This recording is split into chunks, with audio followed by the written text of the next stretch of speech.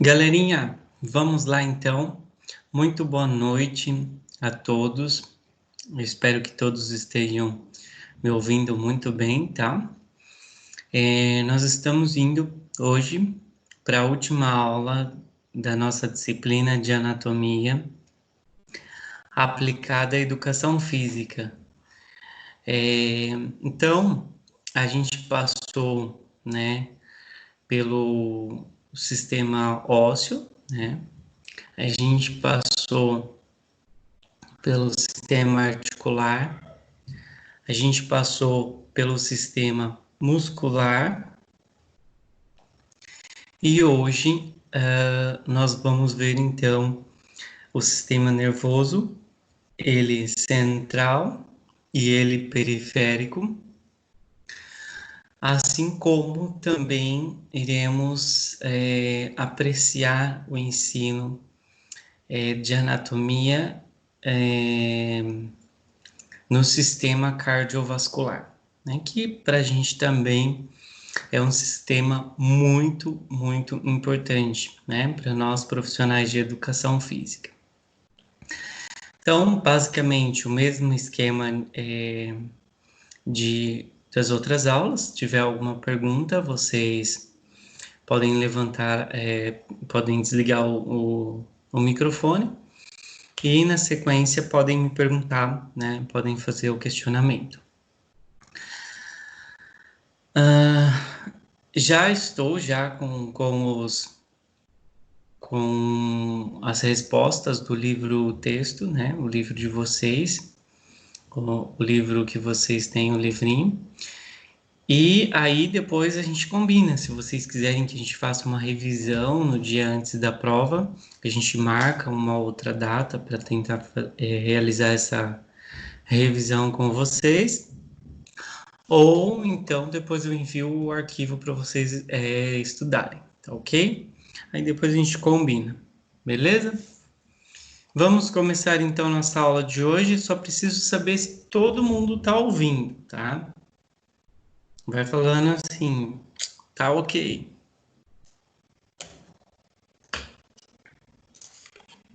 Meu tá ok. Ok.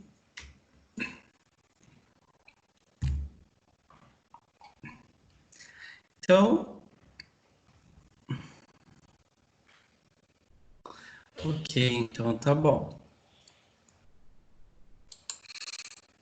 Então a gente vai aqui iniciar a nossa primeira aula, a nossa última aula, né?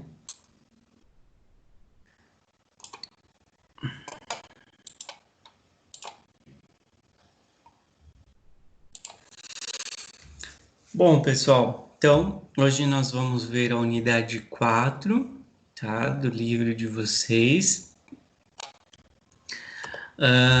A unidade 4, ela tem como competências de ensino compreender as estruturas relacionadas ao sistema nervoso, tá? E ao sistema circulatório.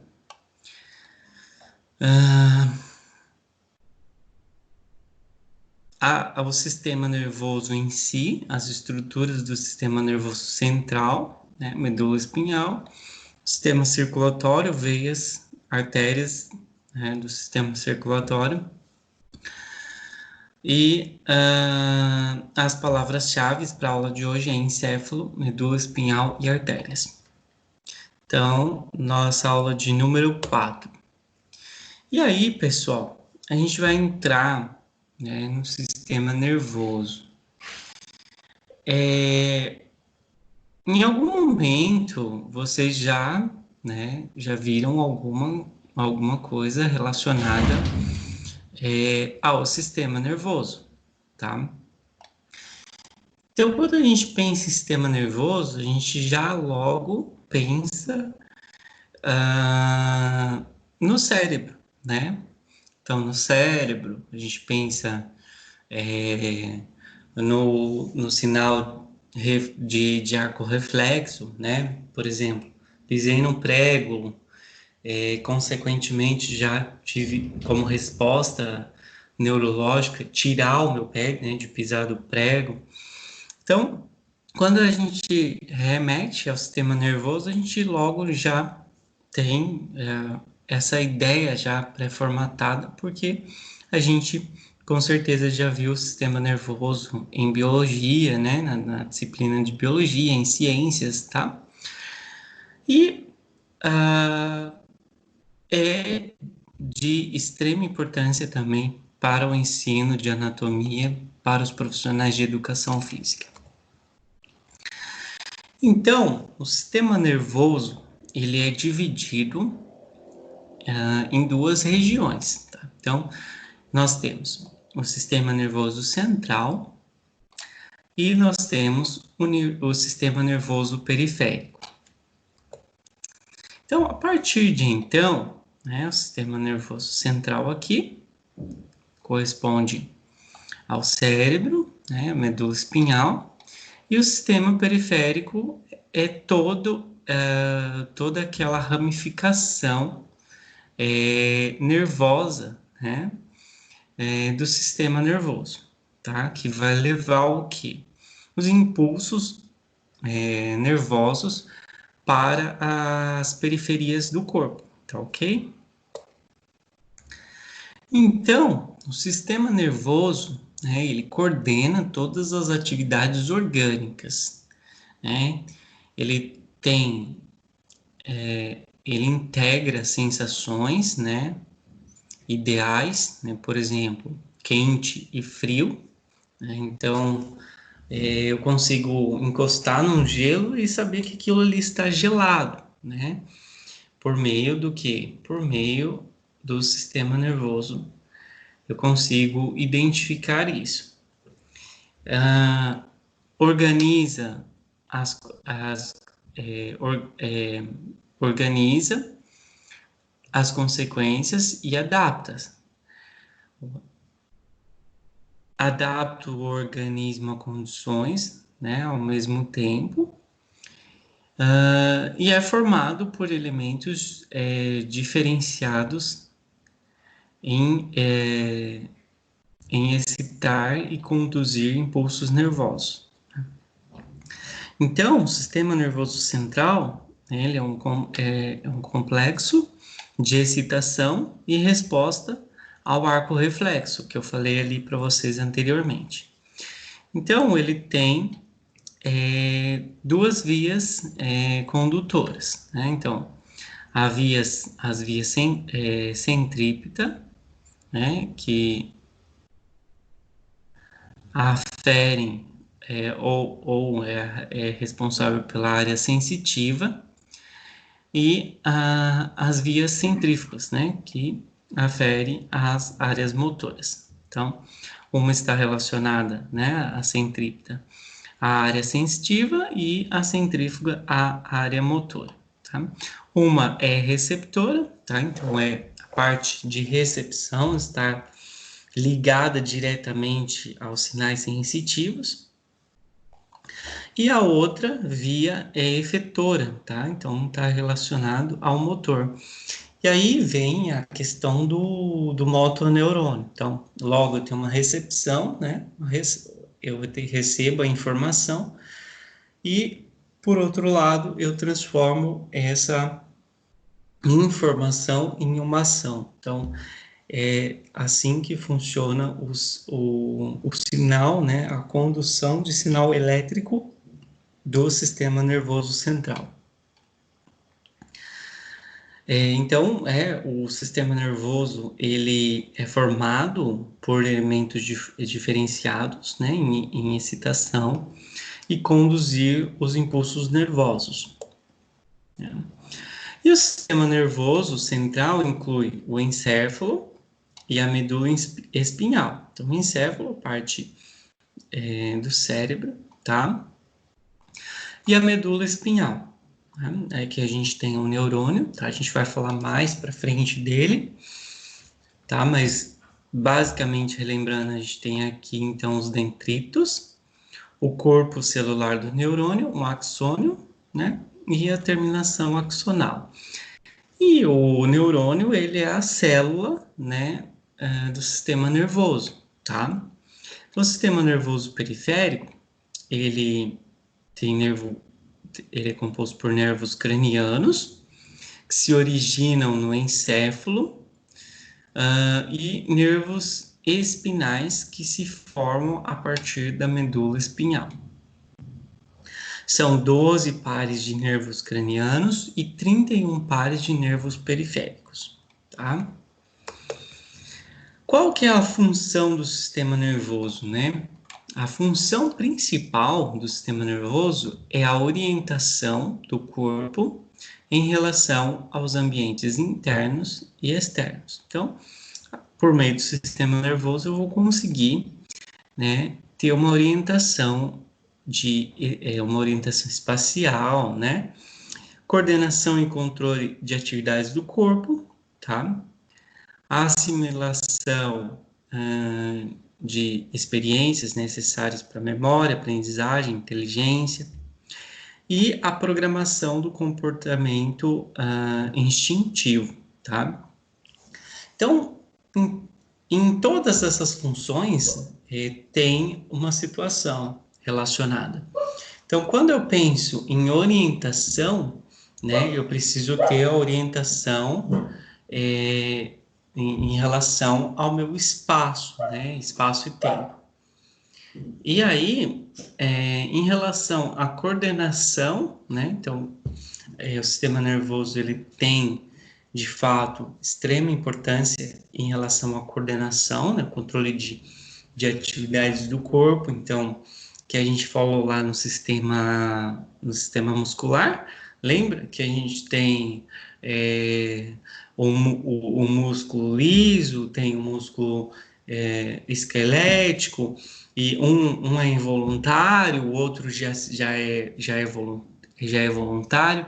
Então, em relação a isso, assimilação de experiências é necessário para a memória, é o que o nosso cérebro consegue trazer, né? Então, relacionado a memórias, a inteligência, né? E a programação de comportamento instintivo, né? Então, logo está relacionado essa questão com a liberação de noradrenalina, dopamina, né? Então, por exemplo, numa situação de risco, aonde, por exemplo, a gente pode pôr como exemplo aí, se uma mãe vê um filho se afogando, né? A mãe vai correr, né? E vai tentar salvar o filho, né? Então, um comportamento instintivo, né?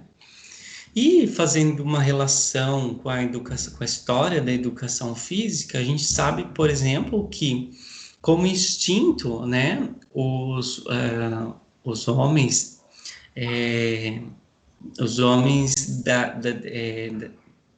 pré-históricos, né, eles tinham esse comportamento porque eles necessitavam, né, de um alimento, logo eles tinham um comportamento instintivo, né, para o quê? Para caçar, né, para poder trazer o alimento para sua casa. Tá? Então, veja como a educação física ela vem tratando de situações onde nos coloca a refletir sobre a importância, né, anatômica relacionada com a prática de educação física.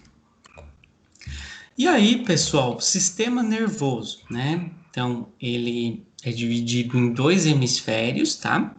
Hemisfério direito e hemisfério esquerdo. O esquerdo, ele controla habilidades analíticas, verbais, como ler, escrever, né? O direito, ele controla sede, de tipos especiais artístico, e a inteligência, né? E o cérebro é envolto por uma meninge, tá? Que é um tecido, tá? Conjuntivo que protege, então, o tecido o sistema nervoso central. E aí, pessoal, aqui nós estamos falando, né, o que cada lado corresponde, e a gente tem a função dos hemisférios do cérebro humano. Então, do lado esquerdo, que é o raciocínio lógico, matemático, né, vai ser evidenciado, né, e trabalhado a intelectualidade, o espaço temporal, as memórias históricas, o estado analítico, o estado linear, o sequencial. O masculino trabalha mais o lado esquerdo em relação ao direito, a lógica, a argumentação, a verbalidade e o estado racional. Já o lado direito, ele é intuitivo, criativo e artístico. Então, vai ser trabalhado a sensibilidade. Não tem uma percepção de tempo e espaço muito forte, tá? É trabalhado o eterno, né? Coisas eternas. A relação receptiva não é linear, simultaneamente consegue trabalhar várias coisas ao mesmo tempo. Emprega-se mais ao sexo feminino.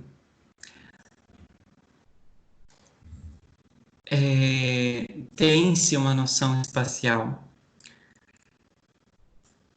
O experimental também é trabalhado, o intuitivo e o irracional, tá? Então, o lado direito vai ser voltado a todas as habilidades um pouco mais voltada para o sexo feminino. Não que o sexo masculino não possa ter esses domínios, tá? E não que o sexo feminino não possa ter esses domínios também, tá? Mas vamos lá. E aí, pessoal, a gente entra agora nas estruturas do sistema nervoso central, tá? Então, a gente vai ver agora em relação às estruturas macroscópicas. Então, a gente tem o encéfalo, tá? O que é encéfalo? O encéfalo é o cérebro, tá? Então, ele contém aproximadamente 97% do tecido neural do corpo, tá? Então, é a maior parte do sistema nervoso central. O tamanho varia entre indivíduos, tá? O tamanho do encéfalo não possui relação com a inteligência, tá? Isso é mito, tá? Então, quem fala tem um cabeção, né? Tem um cérebro maior, é mais inteligente. Então, isso é um mito, tá? Mesmo porque, se tratarmos de patologia, e, por exemplo, a gente evidenciar uma microcefalia, a gente entende que o tamanho do cérebro ali, pelo contrário, não vai potencializar a inteligência, e sim regredir a inteligência do indivíduo. E é uma região sensível a toxinas e drogas, tá? Isso associado ao álcool, tá? As drogas alucinógenas que fazem essa confusão, né? Embaralha a vista, mal-estar. Então, tudo isso daí vai ser por conta da sensibilidade do encéfalo em relação a essas toxinas e drogas. E aí, pessoal, a gente tem aqui então estrutura encefálica, tá?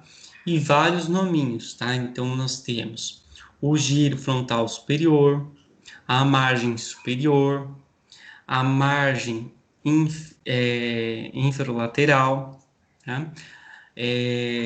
Aí nós temos, aqui vamos falar dos giros, né? Os giros orbitais, né? O giro frontal medial, o giro frontal inferior, o giro pré-central, o giro pós-central, o giro supra-marginal, o giro temporal superior, o giro temporal medial, o giro temporal inferior, a ínsula do pré-occipital, né? O lóbulo parietal superior, o lobo parietal inferior e o giro angular, tá? E aqui a gente tem o sulco central, tá ok? Então, basicamente, essas estruturas, elas são estruturas do encéfalo. E o cérebro, ele é dividido, né? O cérebro ou o encéfalo, ele é dividido em lobo, tá? Então, nós temos o lobo frontal, né? Que está relacionado à memória, à emoção e ao raciocínio. Então, o lobo frontal é essa parte azul aqui do cérebro, aqui embaixo, tá? O lobo parietal, né? Que tem como característica a compreensão da fala, articulação, pensamento, emoções, a interpretação textual, formas de objetos, né, quando manipulados, né? Então, o lobo parietal, né, é esse verde aqui, tá? Então, o lobo parietal está entre o lobo frontal e o lobo occipital, tá ok? O lobo temporal, né? Então, ele tem como característica a interpretação, armazenamento de memória e experiências auditivas e visuais. Então, o que seriam experiências auditivas, né? Sonoras, né? Então, experiências com músicas que remete ou que te leve a um pensamento visual relacionado àquela memória auditiva, tá? E o visual? O visual são memórias fotográficas, né? Então, lembrar momentos por meio daquela memória visual, tá ok? Então, o lobo temporal é esse alaranjado aqui, que está abaixo do lobo frontal, do parietal e do occipital. O lobo occipital, né, está correlacionado, então, com imagens visuais, com experiências visuais prévias, né, e outros estímulos sensoriais, tá? Então, basicamente, a gente viu o lobo frontal, parietal, né, o temporal e o occipital. E aqui a gente tem eles, né, lobo frontal, temporal, occipital, e a gente vai ver agora cada lobo em uma esquematização 3D, tá? Ah, não, perdão. Antes da gente ver a esquematização, tá aqui, a gente só vai falar sobre os objetivos, tá? Então, quase a mesma coisa que a gente estava falando. Então, o lobo frontal, na região da testa, nessa parte primeira, ele inclui o córtex motor, o pré-motor e o pré-frontal. Seu objetivo, então, é planejar ações, movimentos, pensamentos abstratos. O lobo parietal, na parte superior central da cabeça, então ele está subdividido em anterior, recepção anterior e posterior. E ele é responsável pela recepção de sensações como tato, dor e temperatura. Então, as sensações de tato, de dor e temperatura estão associadas ao lobo parietal. O lobo occipital, na região da nuca, tá? Então, qual é a sua subdivisão? Áreas visuais primárias e áreas visuais secundárias. O seu objetivo é processar, então, estímulos visuais. O lobo temporal. O lobo temporal está na região lateral da cabeça, né, por cima das orelhas. O objetivo, a subdivisão dele é a área auditiva primária e área auditiva secundária. Seu objetivo é processar os estímulos audiovisuais, tá? Então, a gente vai ver agora a esquematização, né, de cada lobo em 3D. Então, a gente tem na parte frontal, tá? O lobo frontal. Aí nós temos o lobo parietal, que está na região central.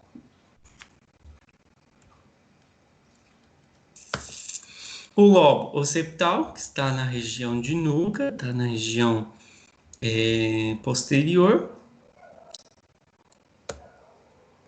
E o lobo temporal, que está na região, na região lateral, tá? E aí, pessoal, alunos, nós temos a anatomia macroscópica do cérebro, né? Dois hemisférios. Então, o hemisfério direito e o hemisfério esquerdo, né?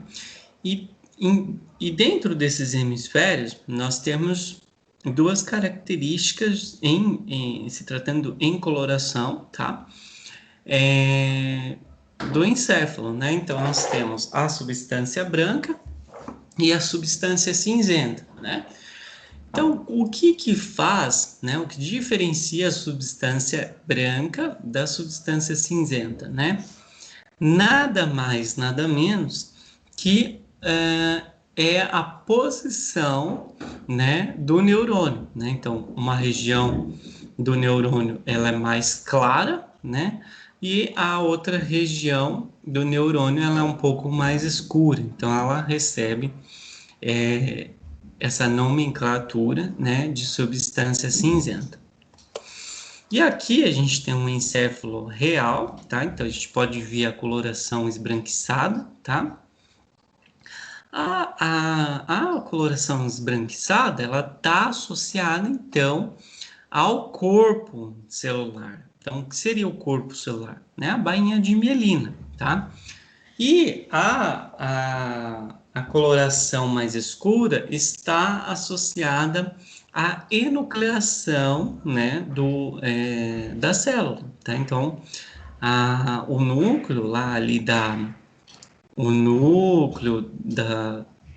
do neurônio, então, ele recebe essa coloração mais escura, tá, ok?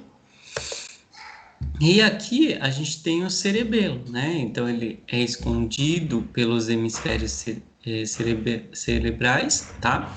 Então o cerebelo é essa estrutura bem pequena aqui, tá? Como se fosse um mini cérebro, tá?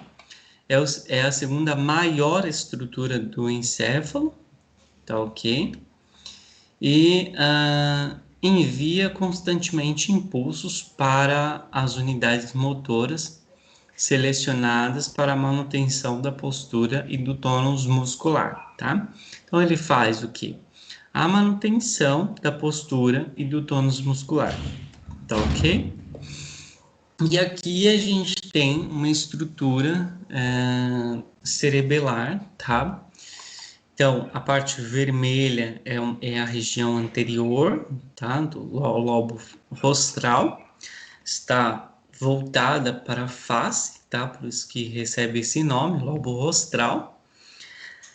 E a parte de trás, então, é o lobo flóculo nodular, tá? Então, aqui, ó,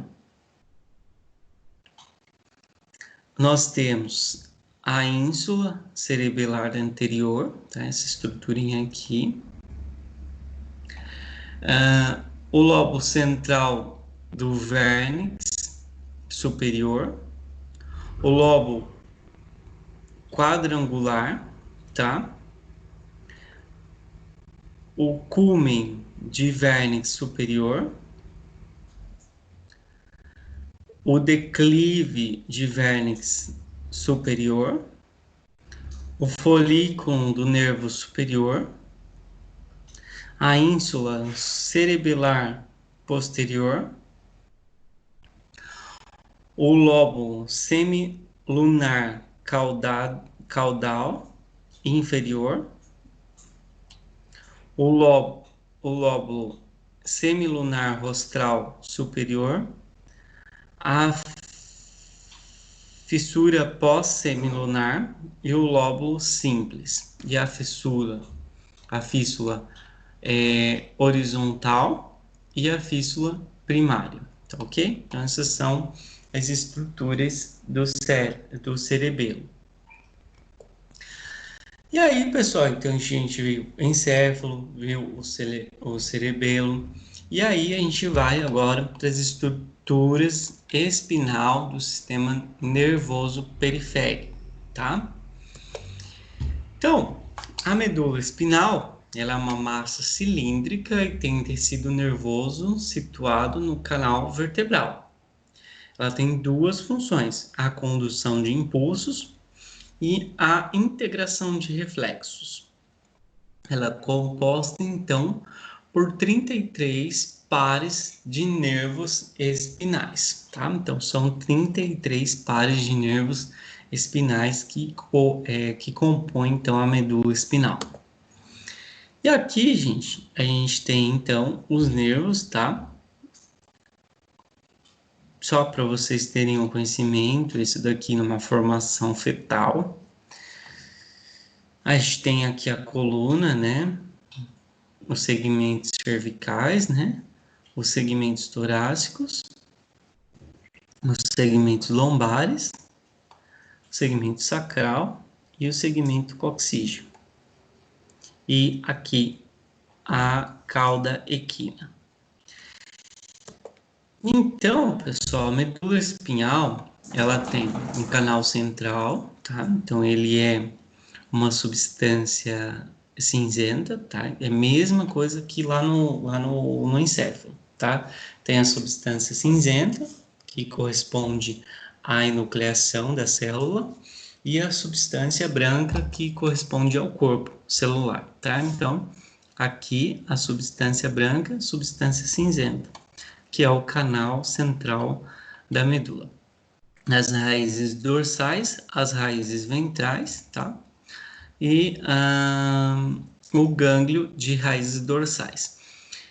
Ele tem também as meninges, né? Assim como o encéfalo tem sua meninge, né? A medula espinhal também tem as suas meninges, que são divididas em três tecidos, que é a pia mater, a aracnoide e a dura mater, tá? Então, pia mater, aracnoide e dura mater. Proximal, medial e distal, ok? Aqui a gente tem a estrutura espinhal, né, o tronco cerebral, a medula espinhal toda. E a parte posterior, nós podemos evidenciar então o nervo espinhal, tá? Os nervos espinhais aqui, ó. O disco intervertebral, a vértebra, tá? Na parte anterior. Na parte posterior, a gente vê o quê? A gente vê os nervos espinhais. Na parte posterior, a gente vê o disco e as vértebras. E a medula, ela passa medialmente. Aí a gente vê as vias de nervo sensitivo, tá? Onde vai passar. As vias de nervo motor. A raiz motora anterior. Essas são as estruturas de medula espinhal. A raiz sensitiva posterior, o nervo espinhal.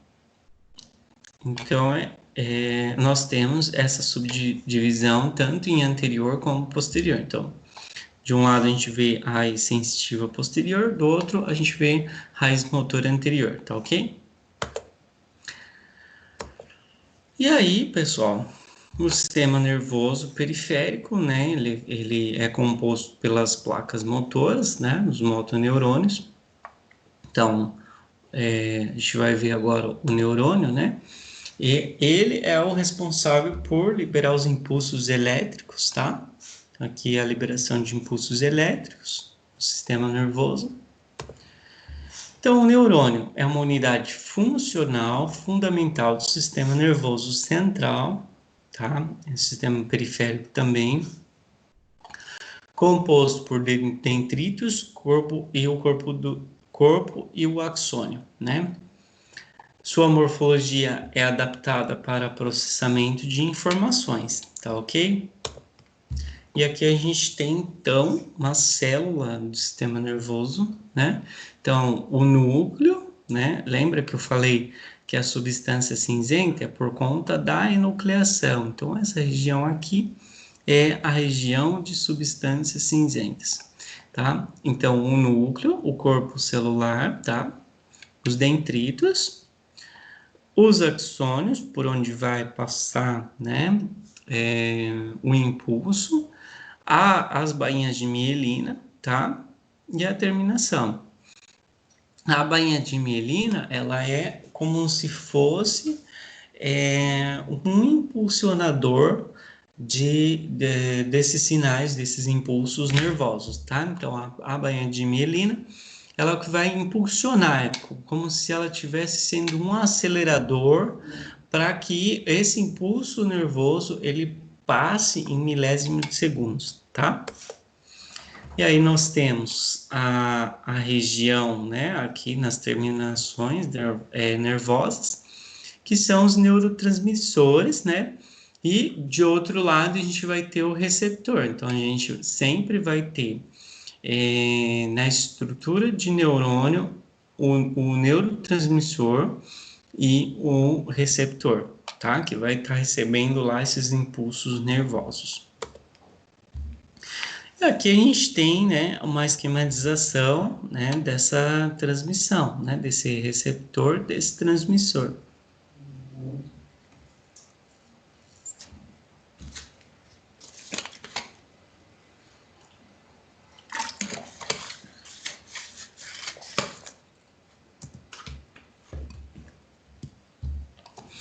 E aí, pessoal, nós temos o sistema nervoso periférico superior, tá?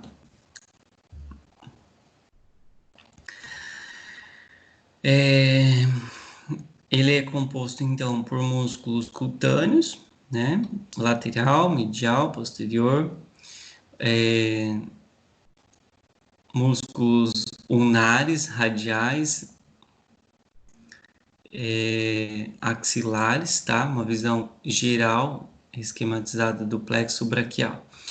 Então, assim, o plexo braquial, ele corresponde, né, ao sistema nervoso periférico da região superior. Então, a gente tem aqui no plexo braquial, né, o nervo do músculo cutâneo, né, um nervo mediano, o nervo ulnar, né, o nervo cutâneo, o nervo mediano, tá?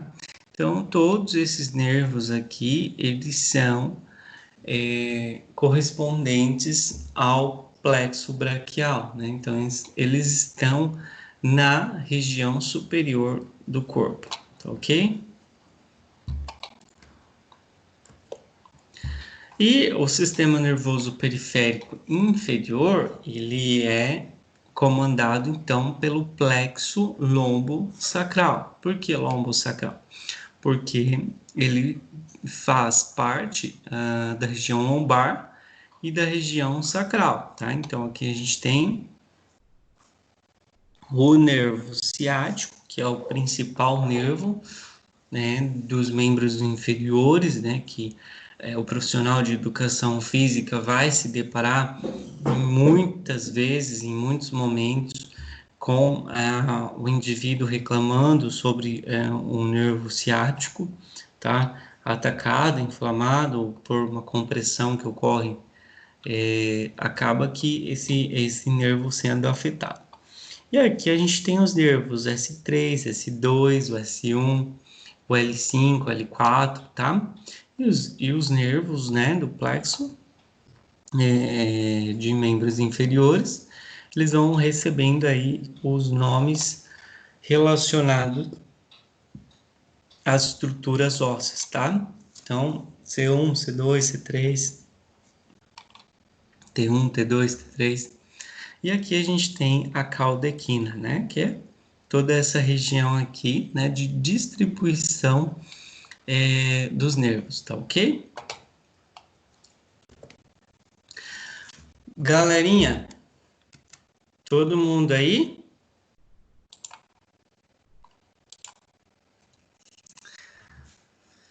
A gente já passou pela primeira parte da nossa aula, então a gente viu, né, o que é o sistema nervoso central, sistema nervoso periférico, né? Esses dois sistemas, eles são de extrema importância para nós profissionais de educação física em relação à região motora, tá? Então, quando se pensa em motricidade, a gente logo tem que entender que o sistema nervoso ele está associado à motricidade, né? Então, é por meio desses sinais elétricos que eu vou ter uma ação. Então, logo eu recebo esse estímulo elétrico, seja ele pelo motoneurônio, seja ele por um outro estímulo químico receptor, para que ocorra então a geração do movimento, de motricidade, tá ok? Conseguiram captar? Ficou bem claro isso? Tem alguma pergunta?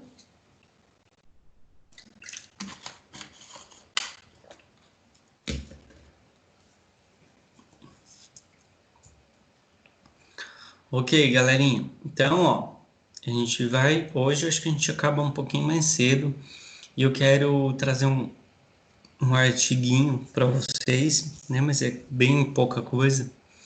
A gente vai ver isso no final. Podem colocar a presença de vocês, tá? O joinha, tá?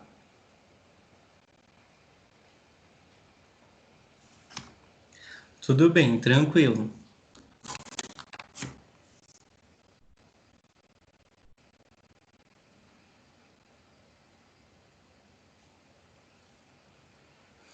E aí, galera, lembrando que faltou em uma aula é uma falta, tá? Que é considerado, tá? Então, fiquem bem atentos a esta questão. Vamos fazer uns 5 minutinhos de intervalo, tá? Lá no meu temporizador, e a gente já volta na sequência, tá ok? Aí vocês podem ir ao banheiro, tomar uma água, tá ok?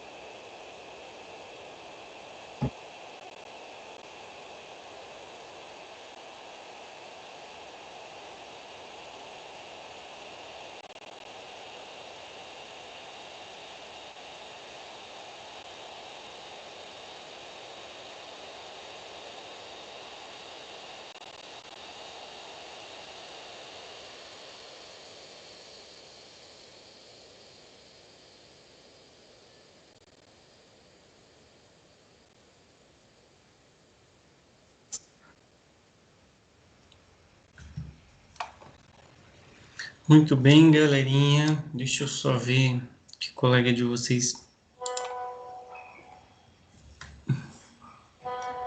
entrou. Conseguiu entrar aí?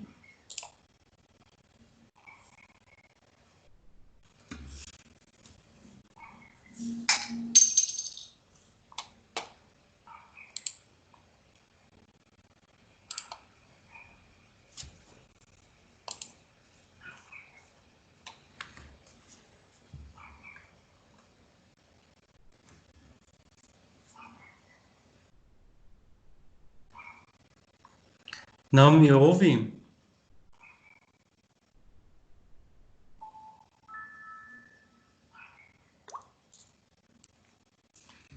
Pessoal, o resto de todo mundo ouvindo? Boa noite.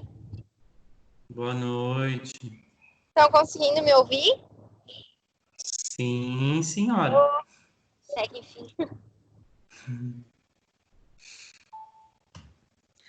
Tá bom, pessoal? Então, vamos retornar à nossa disciplina para a gente não prolongar, tá ok?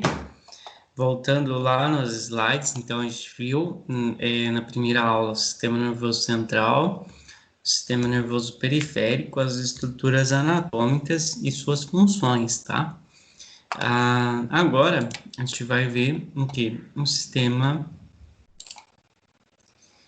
cardiorrespiratório.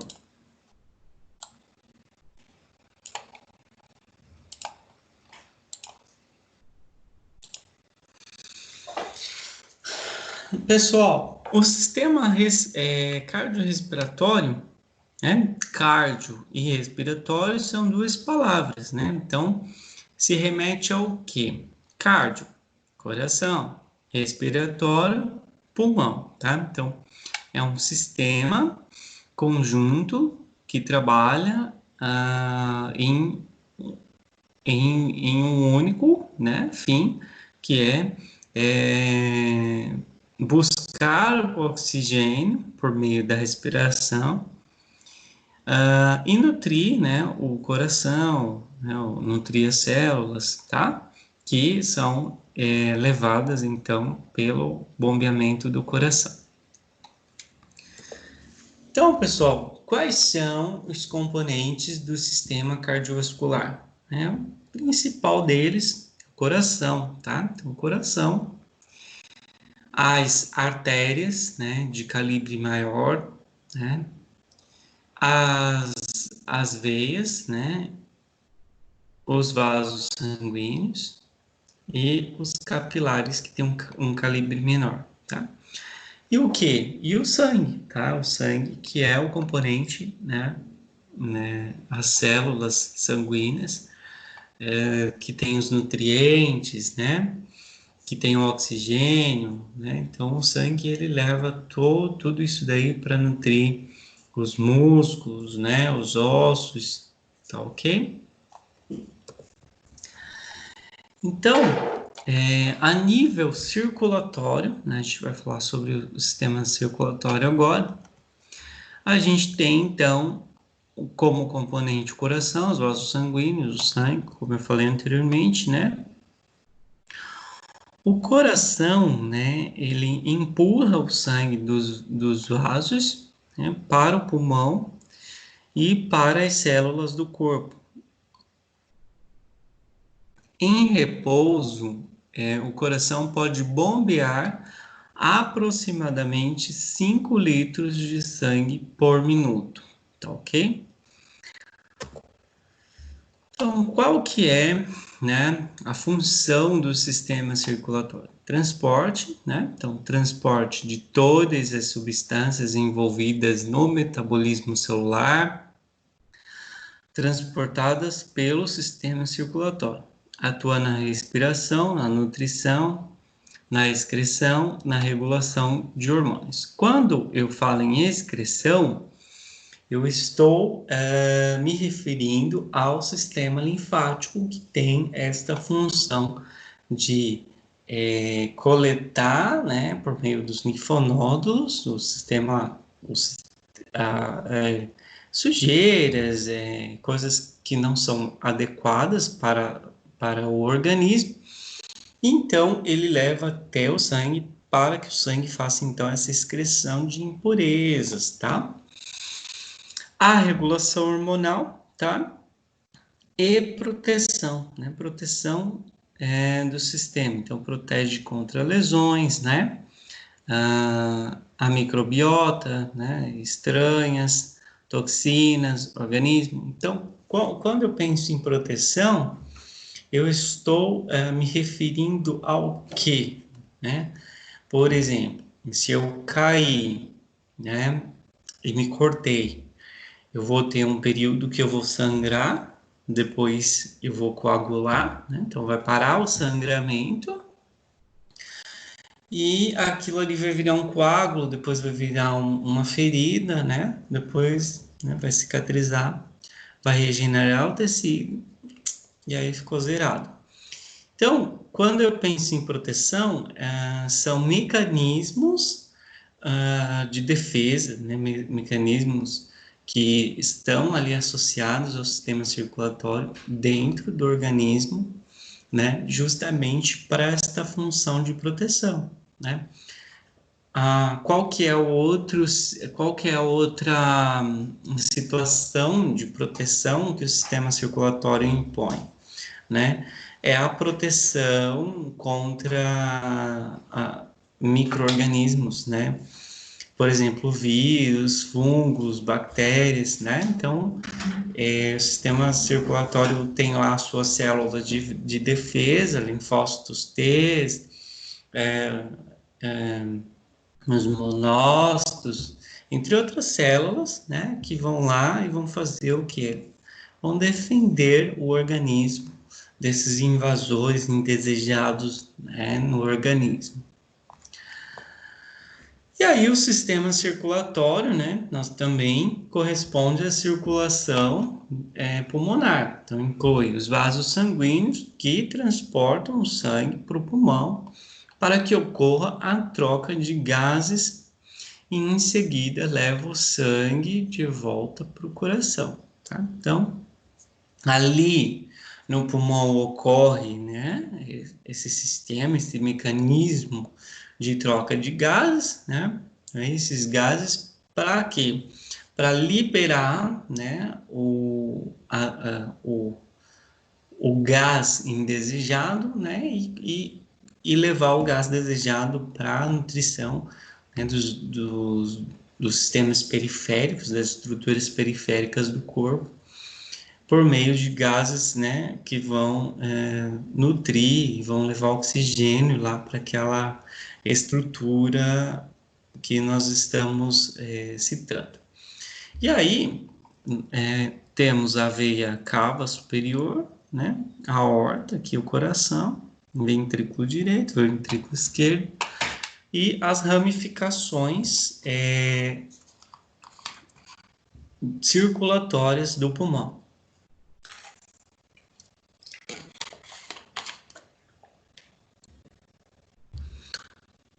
Aí, galerinha, eu gosto muito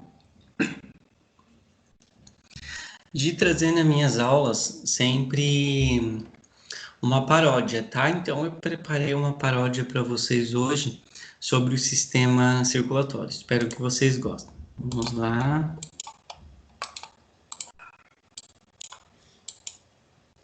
Deixa eu só voltar aqui.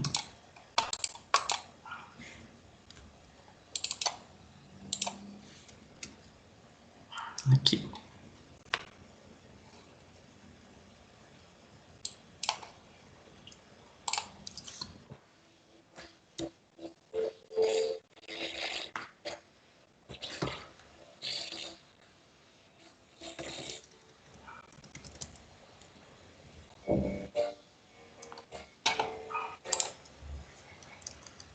Só verificar aqui uma coisinha.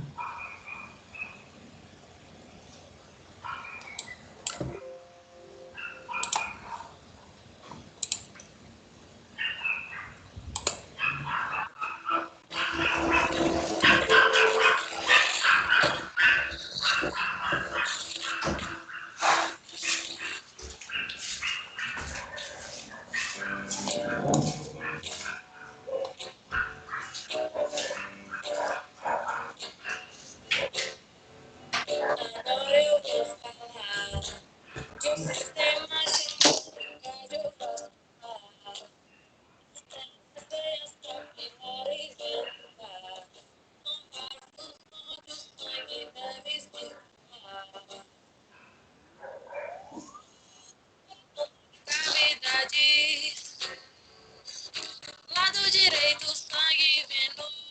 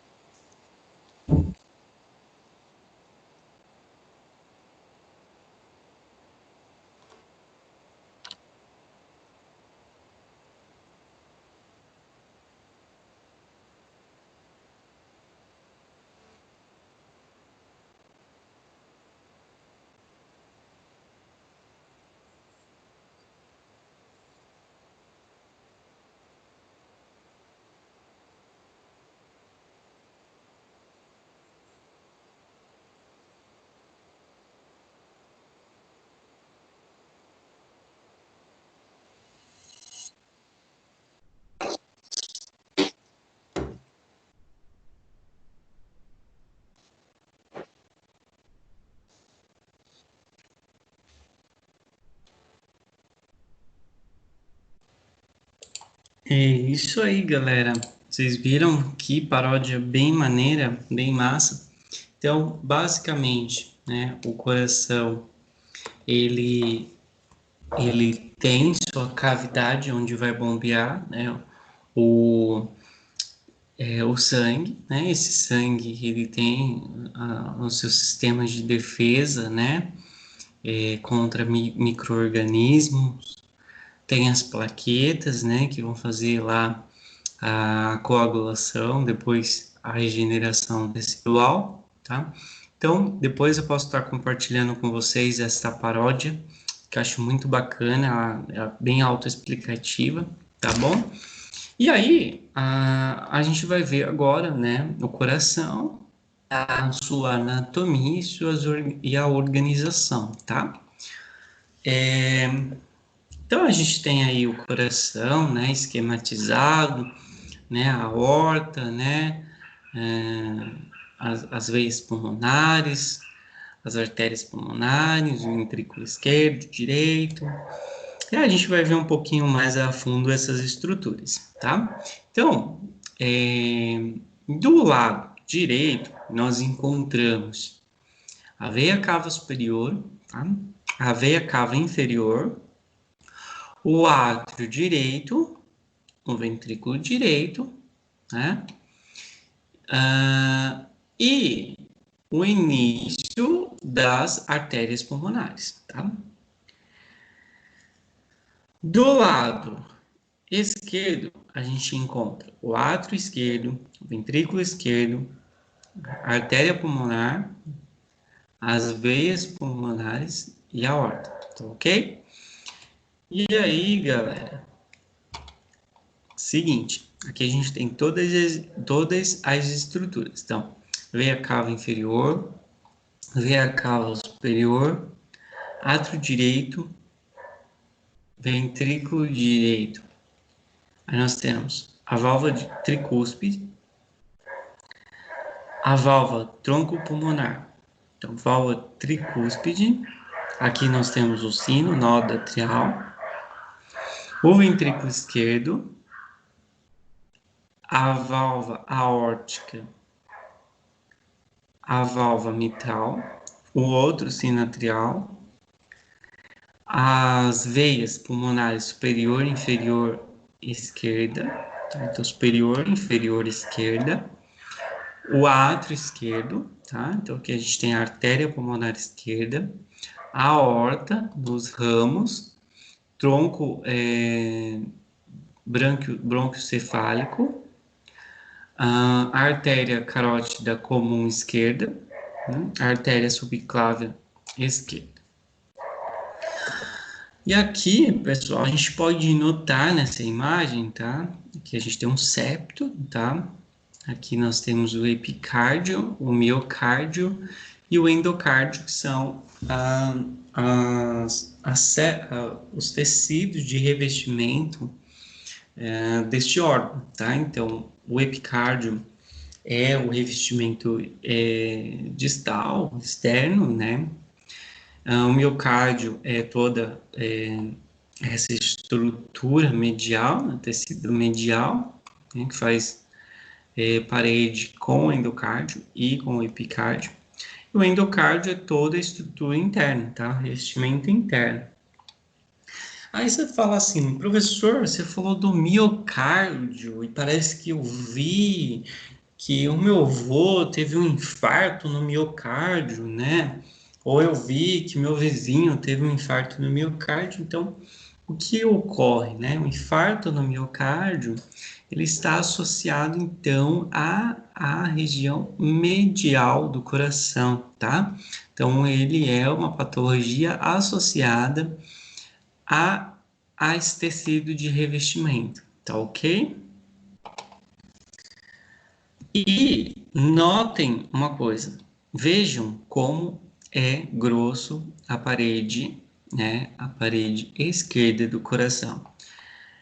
Aí eu pergunto para vocês, o porquê ela é tão grossa assim? Porque é a região onde vai ser despolarizado o sino atrial e o coração vai contrair, né? Então, o lado esquerdo é onde vai impulsionar, por meio da aorta, né, todo o sangue para que ele tenha um impulso muito grande para chegar na circulação periférica, tá? Então, por isso que essa região ela é bem grossa, tá? E aqui, pessoal, então a gente está recebendo sangue aqui, ó. O sangue entra no átrio direito, tá? Posteriormente, ele vai entrar aqui, ele vai passar pela válvula, ele vai entrar no ventrículo direito, né? Ele vai sair pela artéria pulmonar esquerda, né? Ele vai fazer lá a sua circulação pulmonar e aí ele volta, né? Ele volta pelas veias pulmonares, tá? Então, ele volta aqui pelas veias pulmonares, esquerda e direita, ele volta aqui pelas veias pulmonares. Ele entra no átrio esquerdo, vai para o ventrículo, ele vai para o ventrículo, pelo ventrículo esquerdo também, e aí é o momento que a parede mais grossa vai ser despolarizada, né, e vai impulsionar esse sangue aqui, ó, pela artéria aorta, tá? E aí que vai chegar, então, o sistema periférico. Então, ocorre em dois momentos, na pequena circulação e na grande circulação, tá? E aqui a gente tem, então, as válvulas, tá? Então, a gente tem a válvula pulmonar, né, que ela permite o fluxo de sangue, né, de saída do ventrículo direito em direção às artérias pulmonares. A válvula aórtica, que permite o fluxo de sangue de saída do ventrículo esquerdo em direção à artéria aorta, tá? A válvula tricúspide, que permite o fluxo de sangue de entrada ao átrio direito e do ventrículo direito. E a válvula bicúspide ou mitral, que permite o fluxo sanguíneo que entre no átrio esquerdo e no ventrículo esquerdo, tá ok? E aqui, pessoal, nós temos, então, uma despolarização do nódo sinatrial. Então, nós temos aqui o nódo sinatrial, que é onde vai ocorrer, então, um impulso elétrico que vai contrair, né, o coração. E aí, você vai falar assim, nossa, professor, a minha avó, ela teve um probleminha, então ela precisa de um marca-passo, de um stent, né? Então, esses equipamentos, eles são microimplantes, né, que vão realizar, na verdade, a função do nódo sinatrial, né, fazendo o que? A contração do coração, né, para que ocorra o quê? Que ocorra, então, a circulação sanguínea. Veias, artérias e capilares, organização anatômica, tá? Então, agora a gente vai ver as veias, artérias e capilares. As artérias, elas transportam o sangue em direção em direção divergente do coração, tá? Quais são as principais artérias? A aorta, ascendente do ventrículo esquerdo, para uma posição logo acima do coração, onde forma um arco e desce ao longo do tórax e do abdômen. A artéria carótida e a artéria femoral. As veias, né? São vasos que conduzem o sangue dos capilares e retornam ao coração e auxiliam o músculo esquelético para retornar ao coração. Então, é bombeado, né? É bombeado para o músculo esquelético e a veia jugular, veia cava e a veia renal são as principais, tá?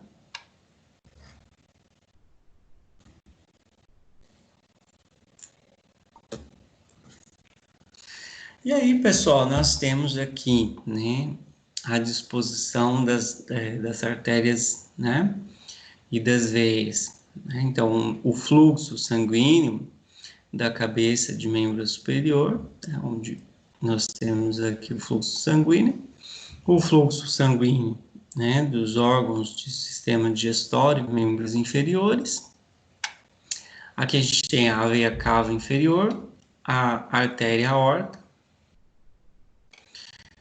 o pulmão, as veias pulmonares, artérias pulmonares, a veia cava superior. E agora a gente vai ver, né, a circulação, tá? Então, numa circulação completa, o sangue passa 2 vezes no coração e pode-se distinguir 2 trajetos.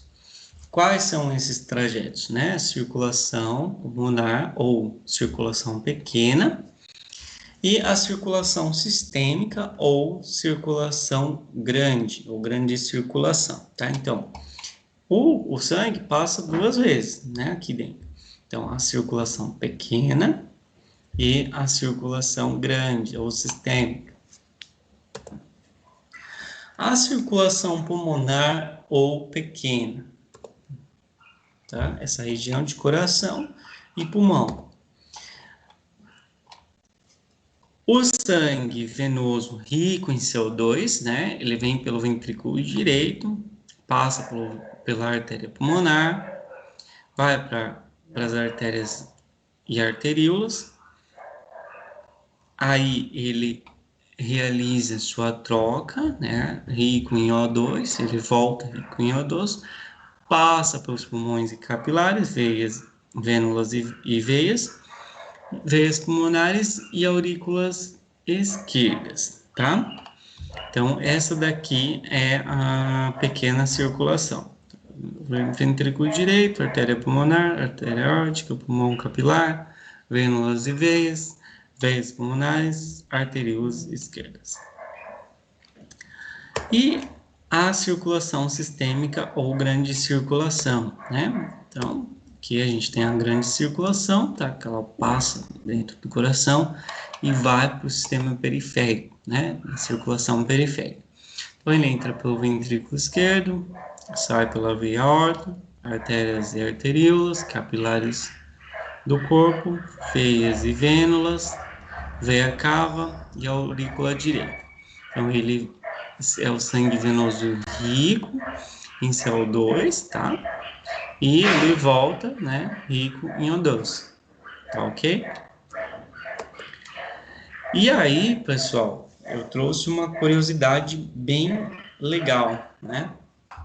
Vocês sabiam que o comprimento de todos os vasos sanguíneos de uma pessoa adulta é aproximadamente 2 vezes a circunferência da Terra na linha do Equador? O corpo humano possui 96.500 quilômetros de veias e artérias, tá? Então, dá 2 vezes a volta no mundo, tá ok? É bem interessante isso. E aí, pessoal, falando das estruturas de artérias e veias, né? Então, aqui a gente tem uma célula do sanguíneo, um capilar, tá?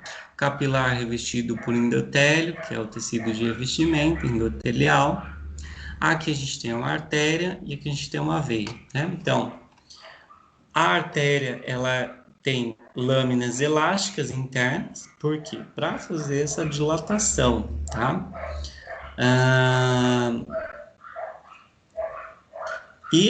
Tanto uma quanto a outra tem o lume, né, de passagem, só que a veia tem a válvula, né, e a artéria não.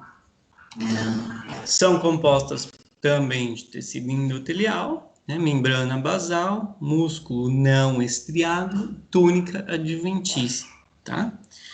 Aqui a gente tem o que é a troca que ocorre entre veia e artéria. A artéria, então, ela é composta por vasos que transportam o sangue do coração para tecidos e órgãos do corpo. O sangue transportado sobre alta pressão, então as artérias têm uma alta pressão e possuem as túnicas íntima, túnica média e a túnica adventícia, que são os tecidos de revestimento das veias, né, e artérias. As veias, então, são vasos que transportam o sangue dos tecidos e órgãos para o coração, segue transportando sobre baixa pressão, tá? Possuem válvulas que impedem o refluxo do sangue e possui túnica íntima, média e túnica adventícia. E os capilares são vasos sanguíneos de calibre bem pequeno, né, que garantem a troca de substâncias por meio de difusão, né? Então, possuem uma parede fina e delgada, né, e não possuem túnica média e adventícia, tá? E aqui a gente tem, então, uma estrutura, né, de uma veia, né? Então, aqui a gente tem um orifício tributário, uma veia safena magna, uma veia femoral, né? E a válvula, né? Para que não ocorra o refluxo que eu tinha falado anteriormente. Então, a artéria, ela não tem o que?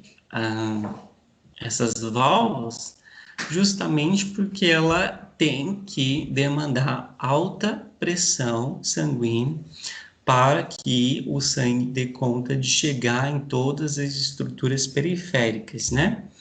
Já a veia, ela vai fazer o que? O transporte de uma maneira um pouco mais lenta, né?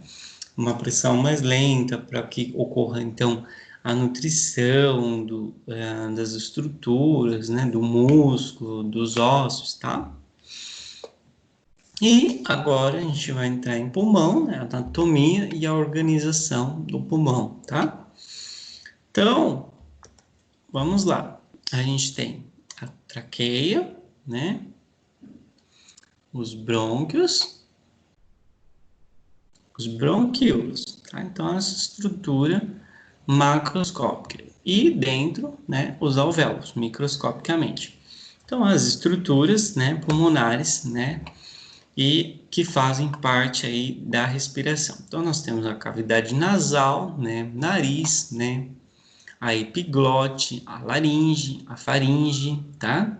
A traqueia, por onde vai passar o ar, né? A cavidade pleural, os brônquios primários, né? O pulmão, né? O diafragma, né? E o pulmão esquerdo e o pulmão direito, tá ok? Aí, o pulmão, ele é dividido, né? Em lado direito, lado esquerdo, né? O lado direito, ele tem o lobo superior, o lobo medial e o lobo inferior.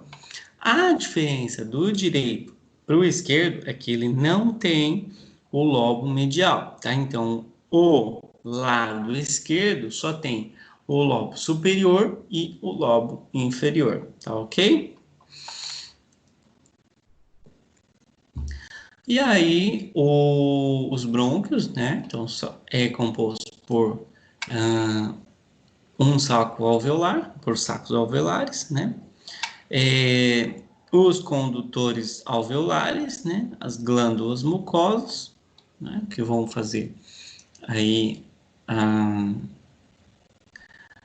o muco respiratório, tá? É composto por tecido conectivo, né? Tem capilares envolvidos nos alvéolos, os átrios, a veia, a artéria, tá? E aqui a gente tem um bronquíolo, né, e uns brônquios, tá? Então, bronquíolo, né, é a parte de ramificação, né, pulmonar, e os bronquíolos é onde vai ter os lóbulos, tá? Os lóbulos alveolares, então, saco alveolar. Então, aqui a gente tem o músculo liso, fibra elástica, né? O alvéolo, brônquio respiratório de primeira ordem, os brônquios respiratórios de segunda ordem, os brônquios respiratórios de terceira ordem. Aí a gente tem os ductos, tá? Os ductos alveolares, os alvéolos, né? A abertura do ducto alveolar, né? O saco alveolar e os poros de Kohn.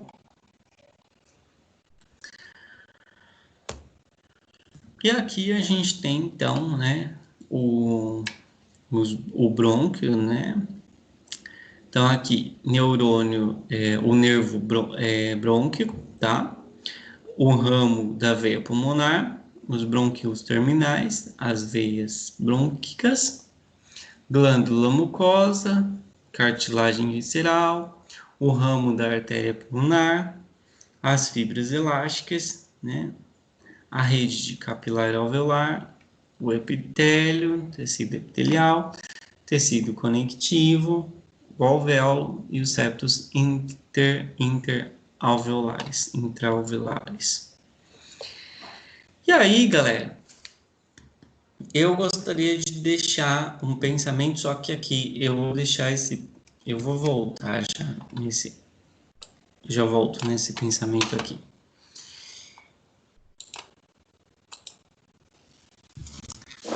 E aí, pessoal, eu gostaria de compartilhar com vocês, né? A gente viu agora, né? O sistema cardiorrespiratório que corresponde, né? Às estruturas de coração, às estruturas de pulmão, tá?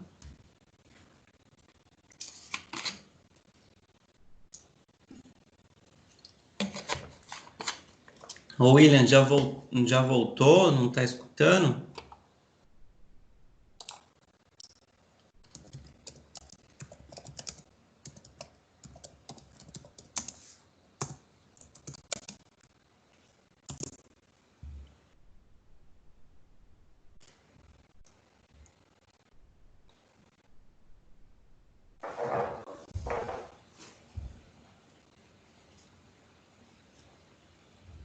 Beleza.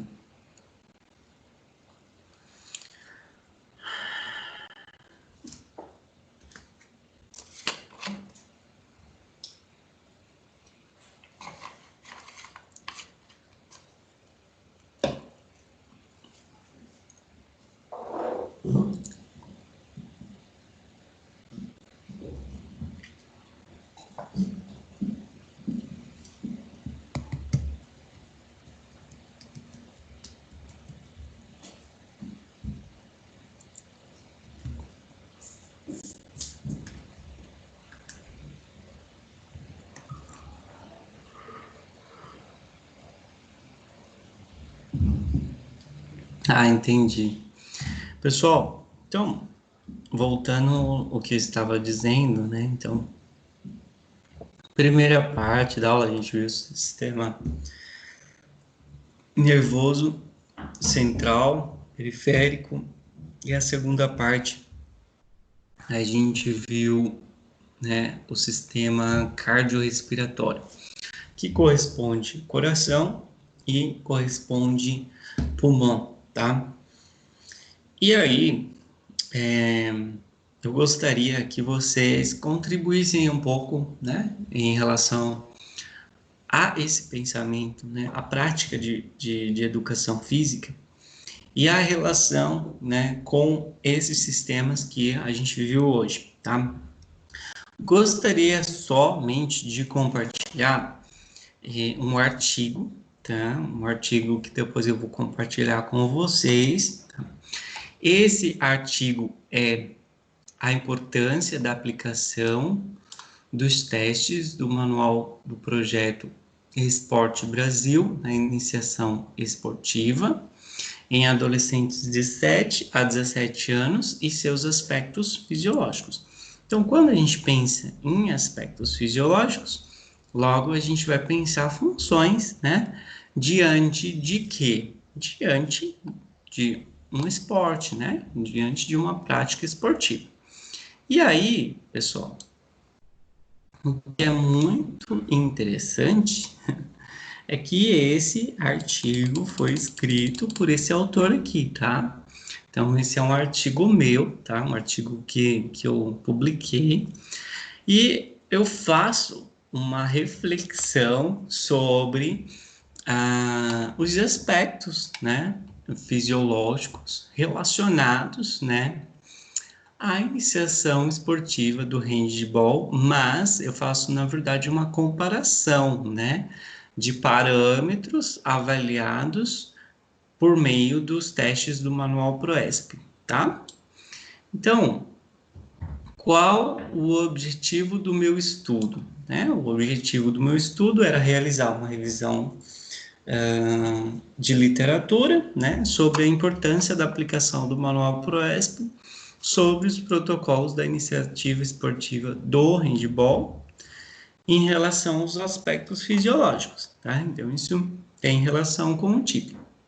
E o que eu achei, né? Quais foram os achados que eu consegui evidenciar? Eu trouxe aqui, né, os aspectos fisiológicos no handball comparados aos testes de aptidão física para o desempenho esportivo, né?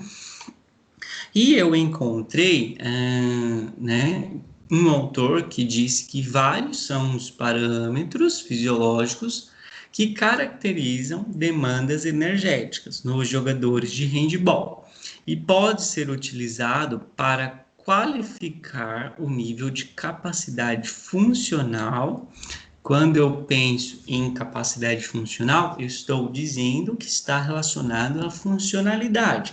Então, o que eu tenho de capacidade funcional e verificar a intensidade da prática de jogos de handebol, tais como consumo de oxigênio máximo e frequência cardíaca, né?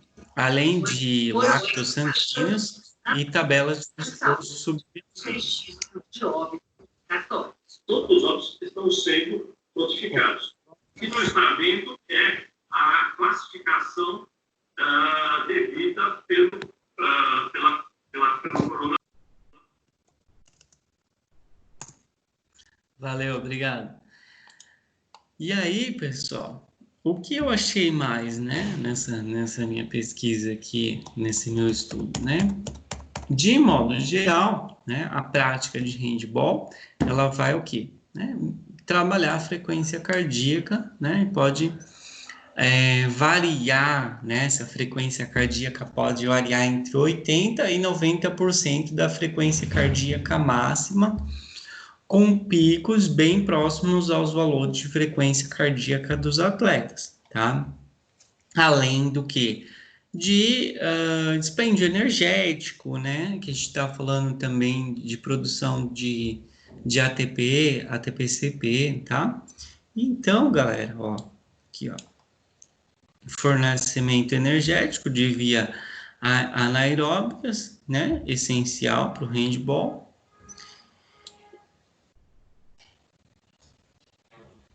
E a gente chega e eu cheguei numa conclusão, eu como autor, que as características fisiológicas abordadas aqui nesse artigo, elas são de fato fisiologicamente, né, comparada ao desempenho esportivo. Então, quer dizer que as características fisiológicas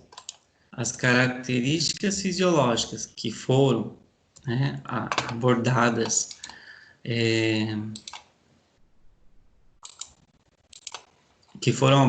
ali, elas têm total relação com o desempenho esportivo. Então, se eu pensar em desporto, eu posso com certeza dizer que a frequência cardíaca, né, a relação da frequência cardíaca, a relação de consumo máximo de oxigênio, ou seja, o sistema cardiorrespiratório tem total influência sobre o desempenho, desportivo.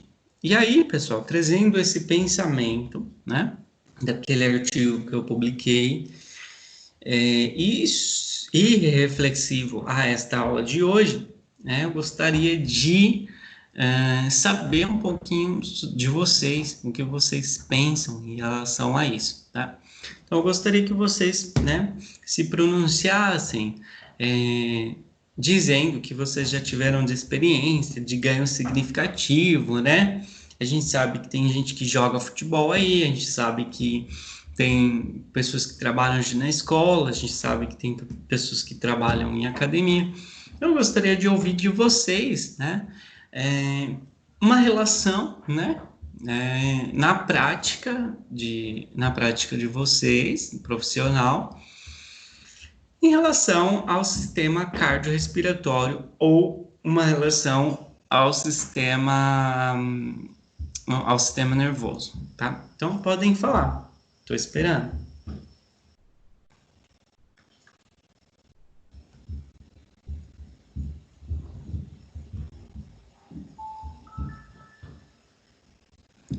Ninguém vai contribuir hoje?